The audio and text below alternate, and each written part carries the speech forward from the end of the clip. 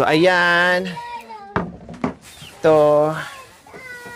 Kailang may bisita kami mga kabayan na hindi kumakain ng karning baboy kasi Seventh-day Adventist sila. Parang ako din dati mga kabayan, 2 to 3 years akong hindi nakakakain ng karni. Lahat na may dugo hindi ko kinakain. Ano lang, gulay, ang karni namin harina.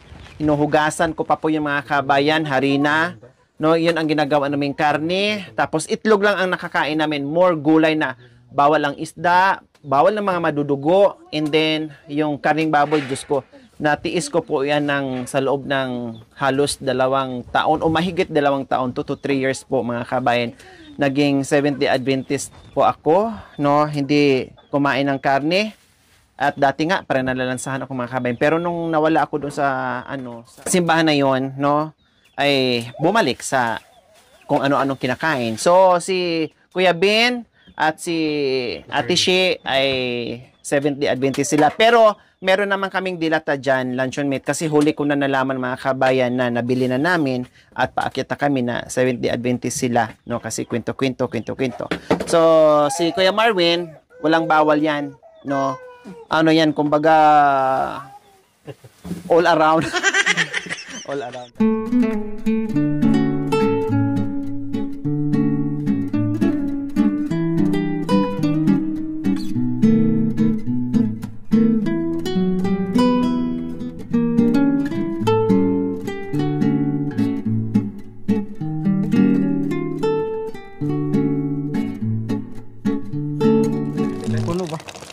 Anong oras ka nagising ko, Ben?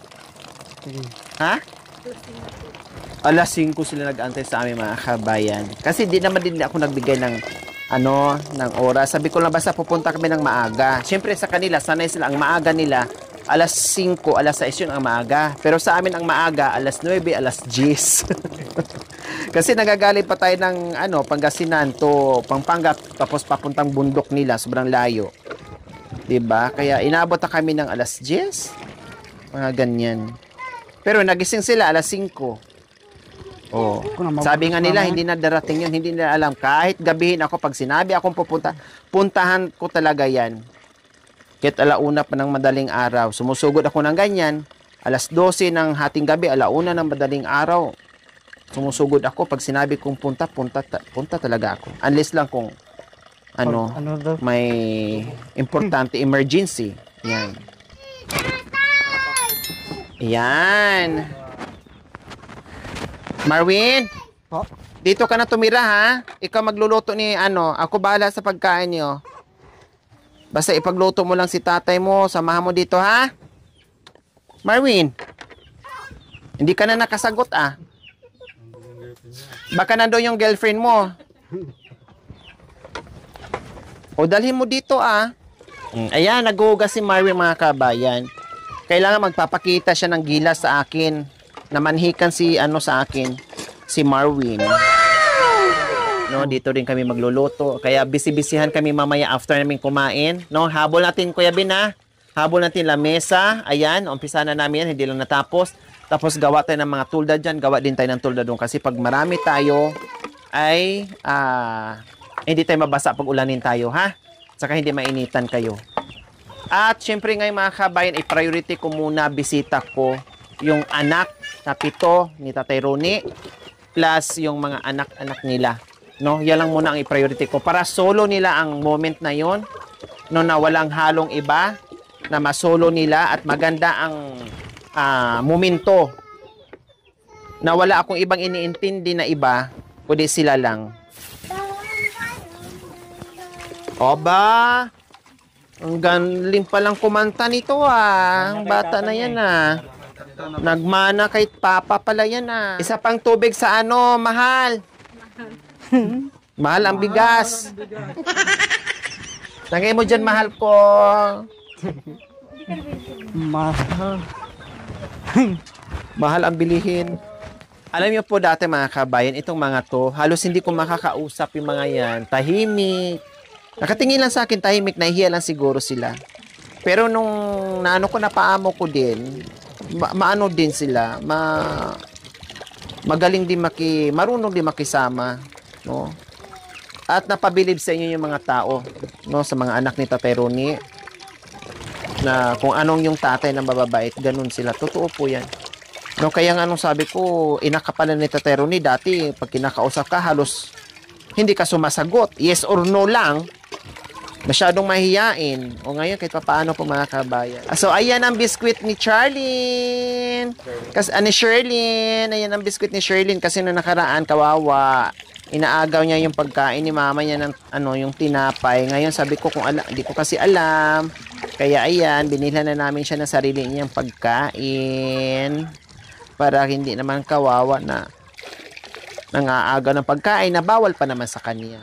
Diyos ko, bakit pinapayak mo ako, Marwin? Hindi mo sabi sa akin na meron ka palang iba. Bakit ngayon lang? Kung kailan minahal kita.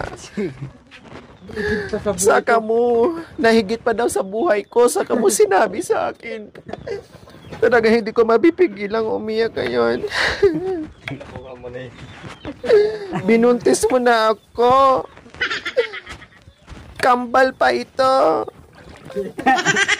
Yung isa, ikaw ang namamayari, yung isa kaya benta.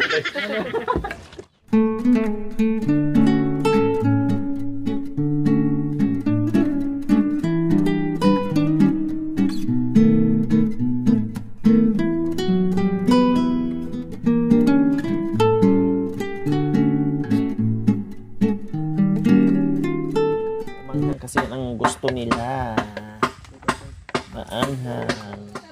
So luto na yung ating pagkain. Magsandok na ako ng kanin. Kasi kunti na lang, kangkong na lang yan mga kabay, madali lang ang buhay niyan. Kaya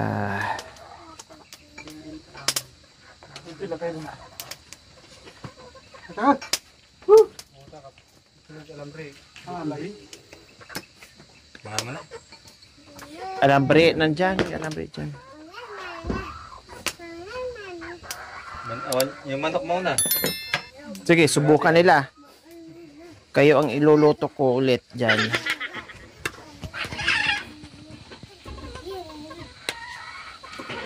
Hoy! Kasasabi ko lang. Talaga naman, oo. Nasanay kasi sila ni Tatay Ronnie, mga kabayan, na pag kumakain, kasalo sila.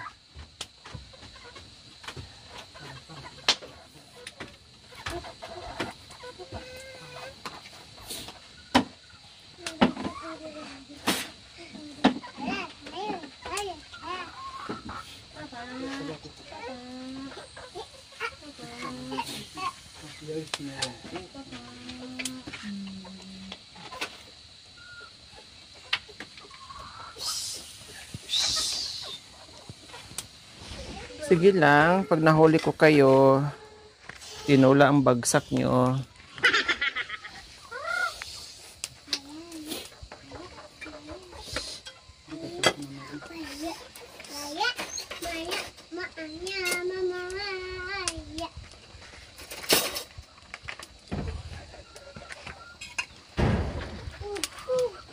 Ayan.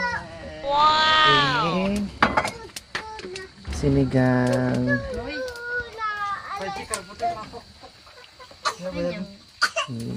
Sinabi ka, maglaylay ka.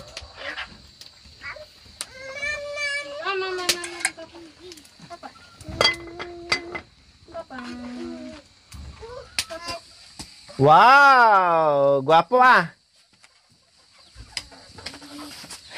Parang si Cesar Montano ah. Kopya. Wag na. Ay, paurog ka pa. Pakopya ka din. Ay, koy. Pa talaga, oh.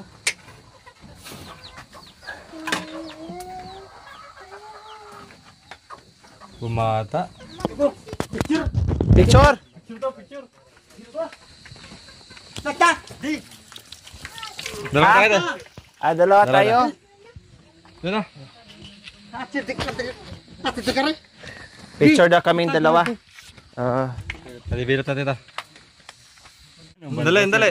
Sabi mo, pag wala ng balbas, pwede na makakis ha. So ayan na, luto na po mga kabayan. Magsandok na tayo para makakain na yung ating mga gumagawa. Makakain na si Shirley. Ay, Kirit! Makain na si Shirley. Kakain na sila. Doy!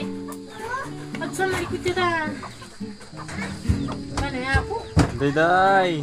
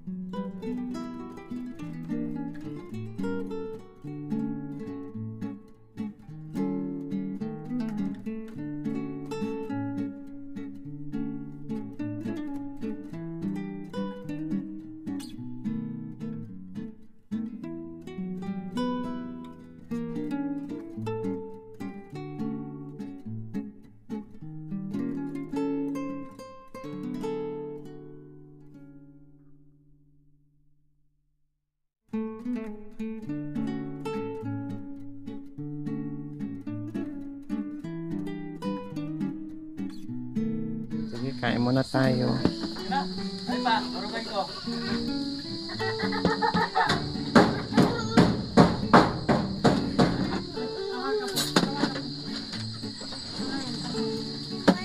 Ayaw niya.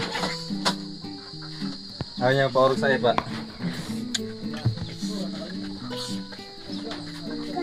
Kain na tayo.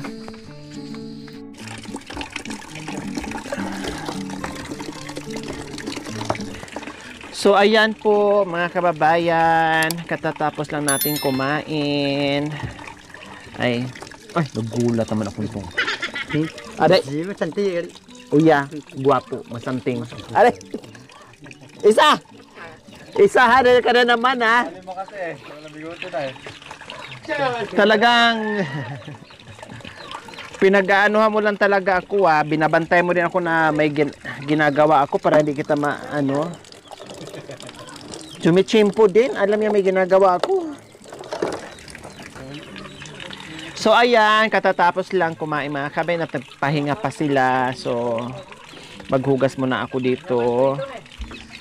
Dahil ang sarap sa pakiramdam po mga kabayan na nag-i-enjoy sila. Kasama ang iilang anak. Hindi man kompleto pero Diyos ko. At least nag-ano sila.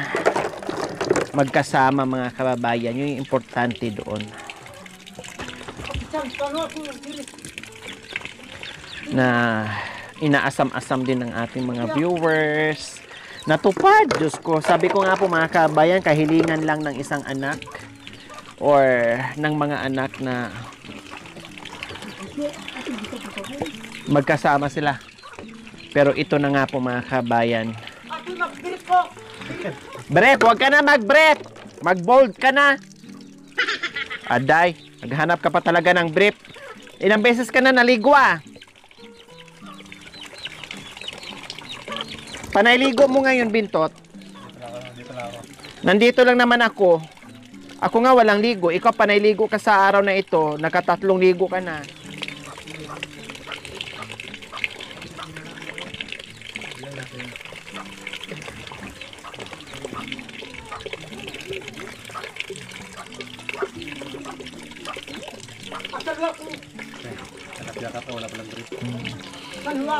Gusto mayaka pala sa akin mga kabayan, walang brief, naka-ready na.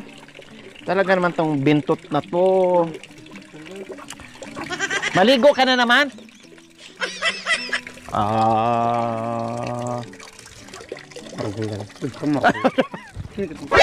Nani?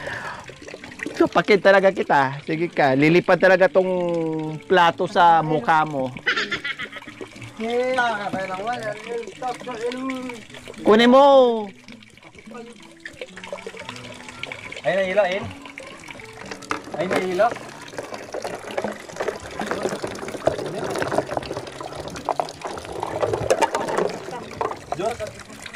Awan. Malayo na Bili, ano, upuan. Upuan.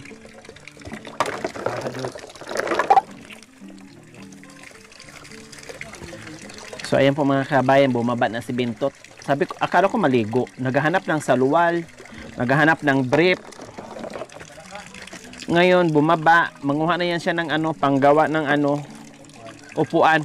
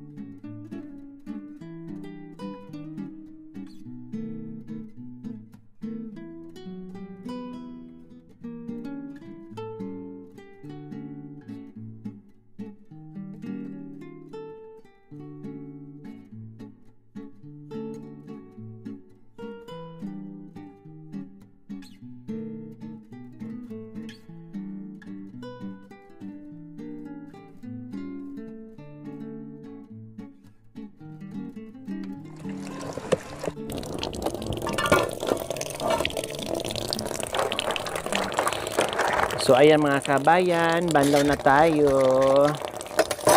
Kasi maraming hugasin. Ayaw kong iiwanan mga kabayan, baka hindi mahugasan ni Tatay Ronnie. Kaya para sure. Dapat sa'kin ang aking tibok. Pinaghihintay ng sulat. Pangako mo minsan walang saysay. Nagtapos sa hiliw ang gagoy tanggap. Babalik ko rin yung pangkay magpapilit. May bukas pang naghihintay. May klasa nito. Sayang na kung ito itapon mo. Galing ah! Talagang natanggal yung pagod ko sa kanta mo ah.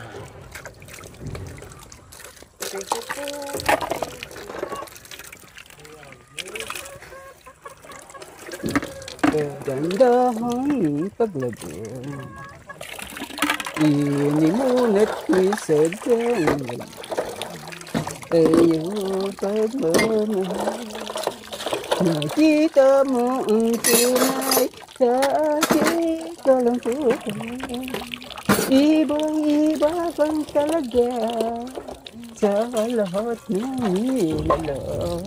Ang kagustuhan mo'y sana'y makita ka. Buwat na ay wala nang alaga. Iwanan mo sinta sa bulido.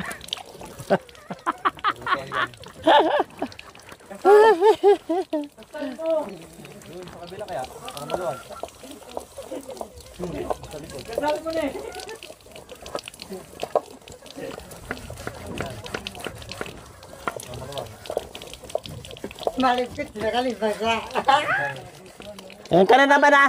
Malungkot kayo na. Kasal na nating dalawa, wag mo akong asarin. Malungkot kayo na. Dita. Malungkot na. Talaga sabay tayo.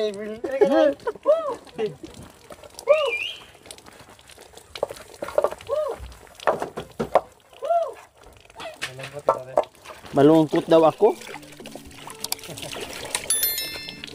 Malungkot pa ba to sa lagay na to? Ang ingay-ingay ko na nga.